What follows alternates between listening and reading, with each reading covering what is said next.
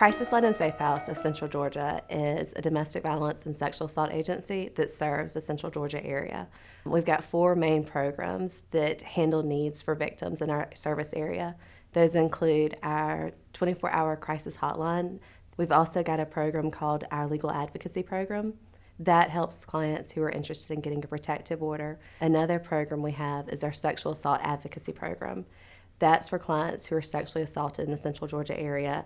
Whenever they go to the hospital to receive services, we have trained volunteers who go and are with them during the examination process. And our final program at the Crisis Line and Safe House is our Safe Shelter. It's the only confidentially located safe shelter in the Middle Georgia area, and it provides services for domestic violence and sexual assault victims. The facility that we're in now, we were able to move into in 2009, and it's been a great facility. It's a 3-bedroom house with bunk beds in each of the rooms. However, our kitchen that we had was just way too small because we serve up to 12 individuals at any given time, and 12 individuals in that tiny kitchen we had before just didn't work. And so we reached out to Peyton Anderson Foundation, and they gave us the funds that allowed us to build an entire room. And that allowed us to turn our existing kitchen and dining room into just a kitchen with brand new state-of-the-art appliances, and those are all things Peyton Anderson did for us. I appreciate that the Peyton Anderson Foundation seems to trust the different organizations that they work with to make use of the funds as best needed, because Peyton Anderson Foundation didn't come to us and say, we think y'all need a dining room. Instead, we were able to go to them and say, we really need this space, but we aren't able to get grant funding for it. Is this something you can help us with? They said, sure, because they know we're the experts on our facility. Our new dining room provides space for the women to come together. Everything said in there is confidential. They can shut the door. They know that their children aren't going to overhear what was being said, because that might not be something the children need to hear. We have been able to use this room for board games and activities with the kids, which they love doing. We're constantly finding new uses for this room and new purposes for it, and it's expanded what we can offer to our residents while they're with us. It's a different area besides the living room or the playroom, but there's another space for them to go and have some quiet time if they would like to get away from the rest of the house, or if they would like to use it maybe as a party room and have everybody get together for birthday parties or other fun events. We've been able to use it for cookouts, and so it's been a great spot for just a variety of purposes that we keeps growing. One benefit that we've seen is that Morgan, who is our child advocate, is able to have another space outside of her office in the playroom to meet with the kids and work with the kids. But that also gives her a chance to talk with them informally about the abuse that they may have seen or may have experienced, and it's a less pressured environment than in an office setting. What I do is really help facilitate children who come into our shelter. The biggest thing is our kids in the community are coming from very difficult home lives, and so we want to make this transition as simple as possible.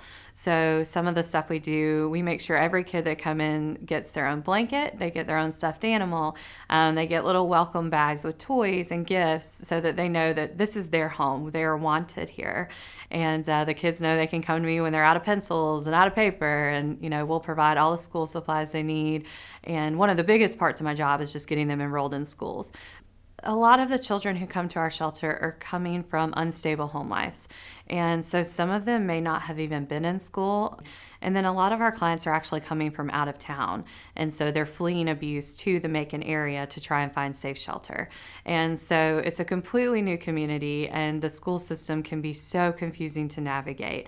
And I'm able to help get the children in as quickly as possible, get them on the bus as quickly as possible so that things can go back to being normal for them, whatever normal is, as soon as we can. The new room that Peyton Anderson helped provide for us has really given me a spot where I can go and meet with the children. One of the things that I like to do is really just very informally talk to them about what's been going on at home, anything they want to talk to me. And you'd be surprised at some of the issues that burden kids. Some of them really severe, and then some just really tug at their hearts, but they're as simple as I had to leave my blanket behind. And, but those things matter to a child. And so this room has really provided a space, a focal point for our house, and it's become such a relationship builder.